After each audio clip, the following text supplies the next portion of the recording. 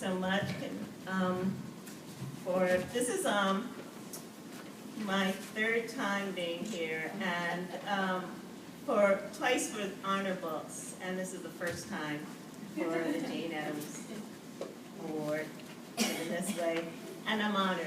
And to be in a room with this kind of energy is amazing, and it's the work that I feel like I was born to do, and have no choice but doing, and love doing, and to get rewarded for it is amazing. So I want to thank the committee for your hard work and for choosing Each Kindness. I want to thank my editor, Nancy Carlson, and the team at Penguin who got behind this book, and my partner, Juliet, and our kids.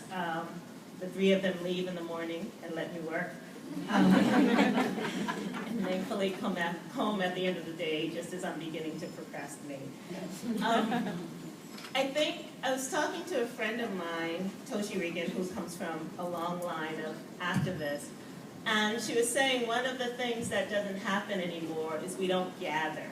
A lot of what happened during the civil rights movement and during any period of change, when I think of ACT UP, when I think of all the ways in which people came together to change the world, it was a coming together in a physical form, in a presence in a room like this, where people fed off of each other's energy and listened and spoke ideas.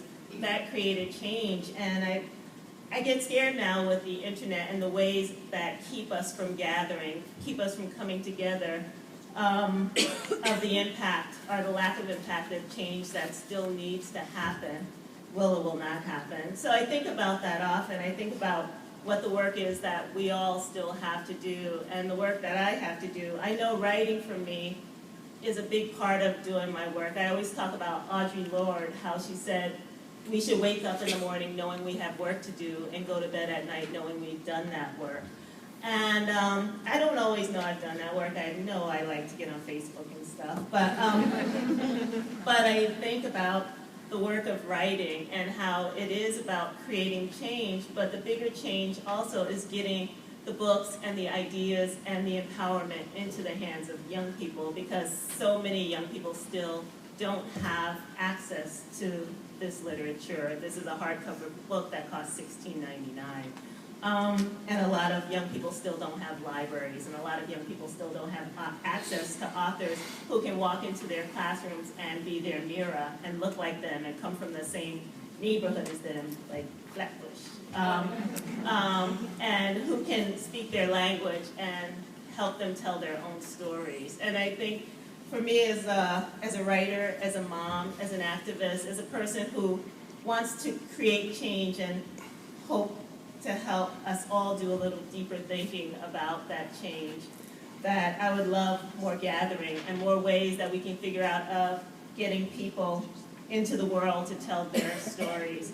So I'm thankful for the chance to tell my story, and my work is about figuring out how we get more authors of colors and illustrators of color and books of color and mirrors and open doors and windows so that readers can walk in and see themselves.